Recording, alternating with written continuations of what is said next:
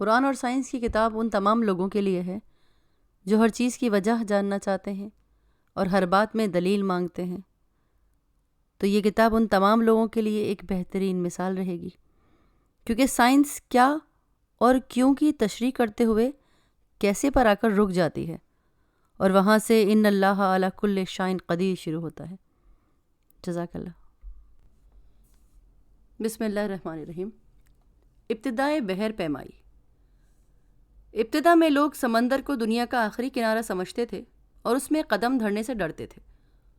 Humour کی تصانیف سے پتہ چلتا ہے کہ 12ویں اور 13ویں صدی قاف میم تک لوگ سمندر سے ڈرتے تھے، تو اس لیے ہم یہ نتیجہ نکالنے پر مجبور ہیں کہ پہلی کشتی کسی جھیل میں ڈالی گئی ہوگی تو آغاز میں ہماری لکڑیوں اور گھاسوں کے گٹوں کو عبور آب کے لیے استعمال کیا گیا۔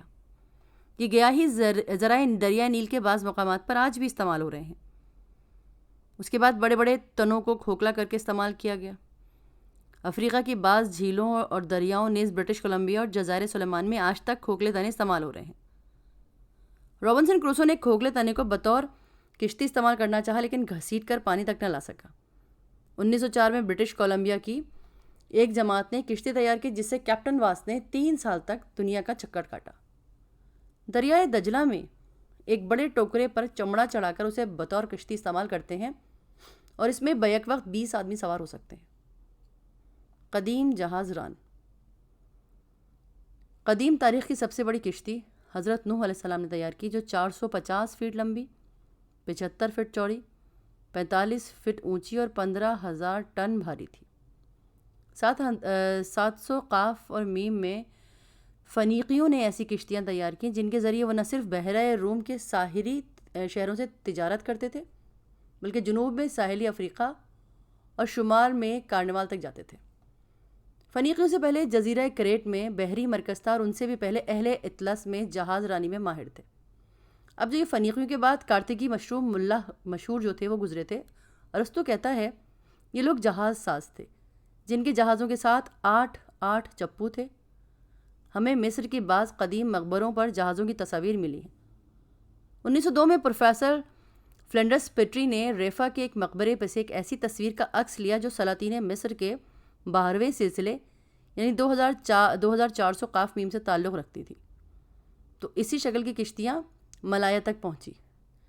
بیچ میں رائٹر نے ایک ریفرنس دیا ہے کہ جرمنی میں ایک محقق نے ثابت کیا کہ آج سے بہت پہلے افریقہ اور امریکہ باہم ملے ہوئے تھے۔ درمیانی خطہ مملکت اطالس کہلاتا تھا جو کسی زلزلے کی وجہ سے ڈوب گیا۔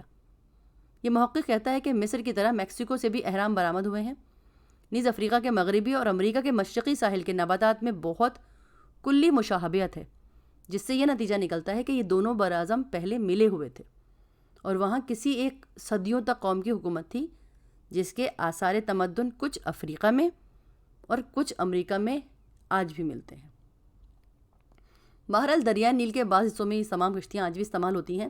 یہ کشتیاں تقریباً 9 میل فی گھنٹہ کی رفتار سے سفر کرتی تھیں۔ 1861 میں اسی قسم کی ایک کشتی نپولین سوئم نے بنائی جو 100 فٹ لمبی اور 17 فٹ چوڑی تھی۔ اس کا نمونہ پیرس کے عجائب خانہ لوری میں آج بھی موجود ہے۔ ارتقاء۔ کچھ مدت بعد کشتی کے بعض حصوں میں لوہا استعمال ہونے لگا۔ اس قسم کے جہاز پہلی مرتبہ ایرانیوں نے اور پہلے جو پونسنز ہوتے تھے ان کی جنگ میں استعمال ہوئے تھے، اور پھر جنگ جو ہے وہ ایکٹرم کی تھی، اس میں آنٹنی نے ایسے جہاز استعمال کیے تھے جس کے ساتھ 20 چپو تھے اور جن جہازوں میں بادشاہ یا امیر البحر سوار ہوا کرتے تھے۔ ان کی رسیاں اور چپو رنگدار ہوتے تھے۔ ان جہازوں کے بقیت الاثار جھیل نمی میں دستیاب ہوئے ہیں۔ ان کے بعض حصے تانبے اور سکے سے تیار کیے گئے تھے۔ ان میں سے ایک جہاز 90 فٹ اور دوسرا 450 فٹ لمبا تھا۔ یہ تجارتی جہاز تھے جس میں 150 ٹن غلہ سما سکتا تھا۔ جنگی جہاز قدرے چھوٹے ہوا کرتے تھے۔ جب روم کا مشہور بادشاہ جولیس سیزر گال پہ حملہ آور ہوا تو ساحل انگلستان پر چند جہاز دیکھ کر کہنے لگا کہ یہ جہاز تو ہمارے جہازوں سے زیادہ مضبوط ہیں۔ بحیرہ اقیانوس کے سطح بحیرہ روم کے مقابلے میں زیادہ متلاطم رہتی ہے۔ یہاں صرف مضبوط جہاز ہی کام دے سکتے ہیں۔ یہ برطانوی جہاز کھوکھلے تنوں سے تیار کیے گئے ہیں۔ آج سے 50 سال پہلے ایک دوسری قسم کا جہاز لنک شائر میں برگس کے پاس ملا جو 48.5 فٹ لمبا اور 6 فٹ چوڑا تھا۔ یہ ایک ایسے تنے سے تیار ہوا تھا جس کا محیط 18 فیٹ تھا۔ یہ جہاز زمانہ ہجری 2000 قاف میم سے تعلق رکھتا ہے، قاف میم قبل مسیح۔ ان لوگوں نے پتھروں سے اتنا بڑا درخت گرا کر کیسے کھوکھلا کیا ہوگا، ہنوز ایک معمہ ہے۔ جب سیزر نے قاف میم 5 میں وینٹی قوم پہ حملہ کیا اور ان کے زنجیروں سے بندھے ہوئے بڑے بڑے جہاز دیکھے تو کہنے لگا، ہمارے جہاز تو ان کے مقابلے میں کھلونا ہے۔ نورسمیر اپنے سرداروں کو مرنے کے بعد 2 طرح سے رخصت کیا کرتے تھے: لاش کو جہاز میں رکھ کر اور اسے آگ لگا کر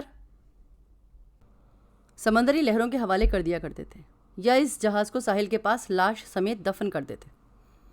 1880 میں سینڈر جارج کے پاس ایک قسم کا ایک جہاز برآمد ہوا جو 69.5 تقریباً 80 فٹ لمبا، تقریباً 12.5 فٹ چوڑا اور 560 میل منزلی تھا۔ ایک دفعہ اہل ڈنمارک نے اپنے جہازوں کی بدولت تمام انگلستان کو فتح کر لیا۔ الفریڈ نے کچھ عرصے کے بعد ایک جنگی بیڑا تیار کر کے اہل ڈنمارک کو شکست دی۔ ان کے 6 جہاز پکڑ لیے، 18 ڈبو دیے۔ تو الفریڈ جو ہے برطانوی جہازوں کا بابا آدم سمجھا جاتا ہے۔ 1170 میں اہل انگلستان نے ایک ایسا جہاز تیار کیا جس میں 400 آدمی سفر کر سکتے تھے۔ رچرڈ پہلا فرما روا ہے جس نے جہازوں کے مطابق ایک باضابطہ قانون تیار کیا۔ اس کے پاس 203 جہاز تھے۔ کنگ جان نے ملاحوں کی تنخواہیں مقرر کی، اور جب ایڈورڈ سویم نے گلے کا محاصرہ کیا تو اس کے بیڑے میں 700 جہاز، 14,000 ملاح تھے۔ جہازوں کا وزن 700 سے 1,000 ٹن کے درمیان تھا۔ جہازوں میں پہلے منجنیق ہوا کرتی تھی۔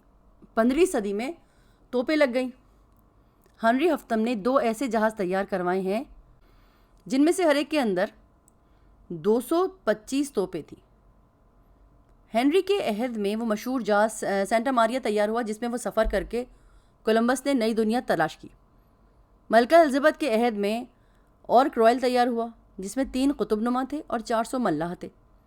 17ویں صدی میں آخر میں یورپ کے تمام اقوام کا بیڑا جو تھا وہ 20 لاکھ ٹن تھا، اور آج صرف انگلستان کے پاس 15 کروڑ ٹن کے وزن کے جہاز موجود ہیں، جن میں سے ہالینڈ کے پاس 9 لاکھ، انگلستان کے پاس 5 لاکھ اور فرانس کے پاس 1 لاکھ ٹن موجود تھے۔ بدیگر الفاظ آج سے 2 سال پہلے انگلستان ایک کمزور ملک تھا۔ بہادر جوان مرد اور جفاکش انگریزوں نے اسے مہیب ترین سلطنت بنا ڈالا۔ دوسری طرف ہم اگر آج سے چند 100 سال پہلے ایک مہیب ترین قوم تھے، ہمارے نائلوں نے اور سست رووں نے، عیاشوں نے اور وظیفہ خوانوں نے تباہ کر کے رکھ دیا۔ کبھی وہ زمانہ تھا کہ ہماری طاقت کی دھاک تھی۔ بہرحال سلاطین ہمارا نام سن کر لرز جایا کرتے تھے۔ بڑے بڑے سرکشان گیتی آستان خلافت پر جبیں گھسا کرتے تھے۔ یورپ ہمارا غلام بن کر اینٹتا تھا۔ مصر و شام کو ہماری حکومت پر ناز تھا۔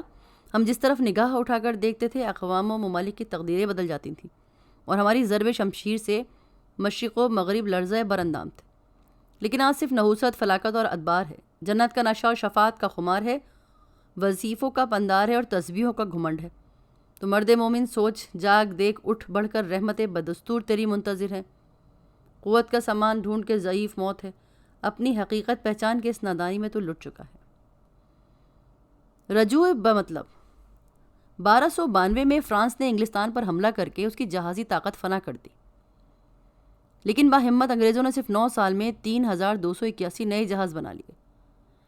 دوسری طرف مسلمان ایران پر 1341 سال سے قابض ہیں، اور اس طویل زمانے میں یہ لوگ ایک لکڑی کی کشتی بھی تیار نہیں کر سکے۔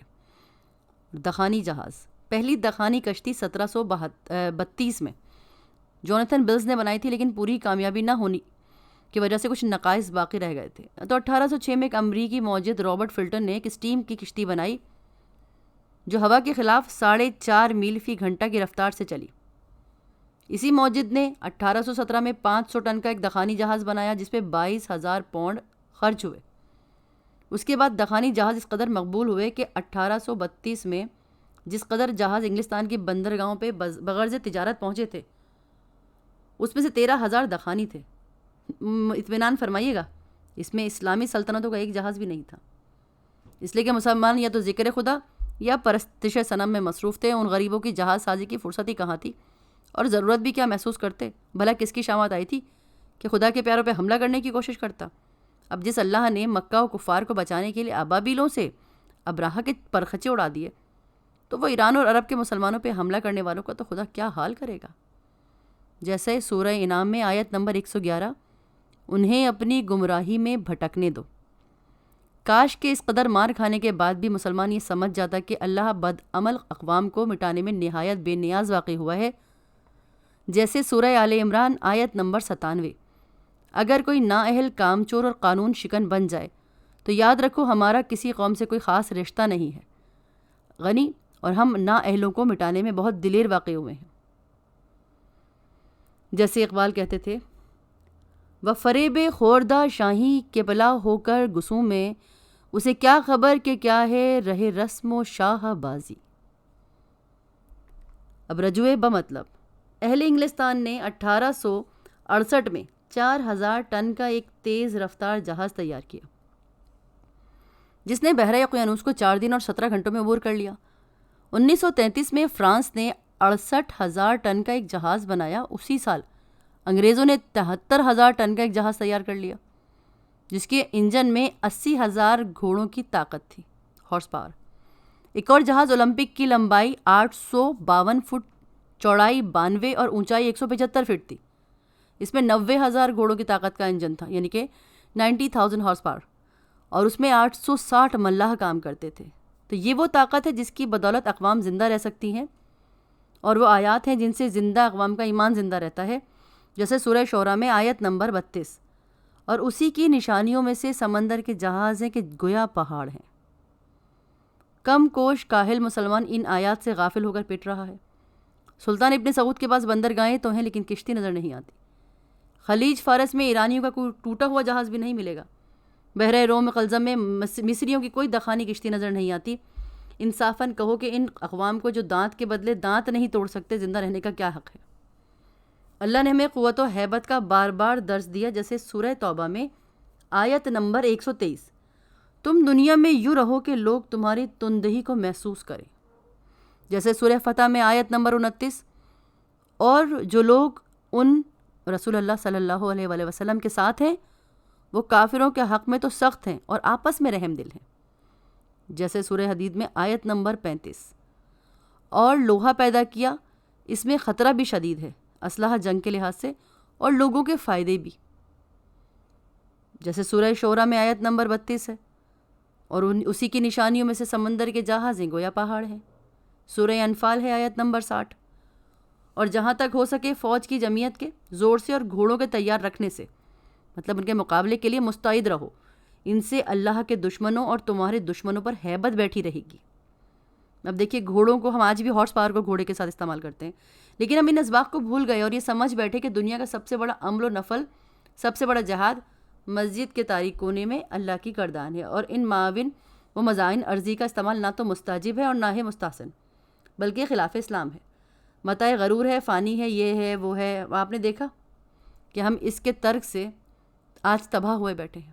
کیوں ہماری شوکت کی لذیذ داستانیں کس طرح افسانہ بن گئی ہیں، جیسے سورہ صفات کے اندر آیت نمبر 31، یہ ہے تمہارے اعمال کے فیصلے کا دن جس پر تمہیں اعتبار نہیں آتا تھا۔ اگلا چیپٹر ہے سمندر میں نمک۔ سمندر میں نمک کیوں ہے، یہ سوال علماء طبیبی کے ہاں صدیوں زیر و بحث رہا۔ حال ہی میں ایک مغربی عالم نے ان کی ایک دلچسپ وجہ بیان کی ہے۔ نمک میں یہ خاصیت ہے کہ وہ گوشت کو گلنے اور سڑنے سے محفوظ رکھتا ہے۔ قدیم مصری اقوام اور فرما روا کی لاشوں کو نمک سو کر دیتے تھے تاکہ قبروں میں گل اور سڑ نہ جائے۔ ہم اپنے گھروں میں بھی آئے دن گوشت کو محفوظ رکھنے کے لیے نمک لگاتے ہیں، چونکہ سمندر میں ہر روز کروڑوں مچھلیوں اور دیگر آبی جانوروں کی موت واقع ہوتی ہے، اور ایام جنگ میں لاکھوں انسان سمندروں کی بھیٹ چڑھتے ہیں۔ اس لیے اللہ نے سمندر کو تعفن سے محفوظ رکھنے کے لیے، بدبو سے محفوظ رکھنے کے لیے نمک کی کثیر مقدار پانی میں شامل کر دی ہے۔ اگر خشکی کے کسی جانور کو پانی میں پھینکا جائے تو وہ گل اور سڑ جاتا ہے۔ اب قدرت کا کمال دیکھیے کہ سمندر میں کروڑ آبی جانور موجود ہیں اور وہ گلتے سڑتے نہیں ہیں، تازہ رہتے ہیں۔ تو اللہ نے اس معجزہ تخلیق کی طرف یوں متوجہ فرمایا ہے سورہ فاطر میں آیت نمبر 12، اور تم سمندروں سے تازہ گوشت حاصل کرتے ہو۔ ماہی گیر۔ ابتدائی انسان آسمانوں کے کنارے پہ آباد تھے اور مچھلیوں سے گزر اوقات کیا کرتے تھے۔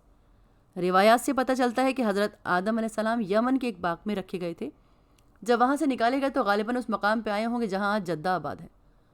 ممکن ہے کہ مکہ میں بھی پہنچے ہوں. تاریخ مکہ میں درج ہے کہ سب سے پہلے حضرت آدم علیہ السلام نے کعبہ بنایا. تب یہ روایت صحیح ہے یا غلط مورخ ہماری رہنمائی نہیں کر سکتے. ہم مختلف سیاحوں نے ہمیں اتنا بتایا ہے کہ جدہ میں حضرت حوا کی قبر موجود ہے. جدہ عربی میں وادی کو کہتے ہیں. معاف کیجیے گا، جدہ عربی میں دادی کو کہتے ہیں.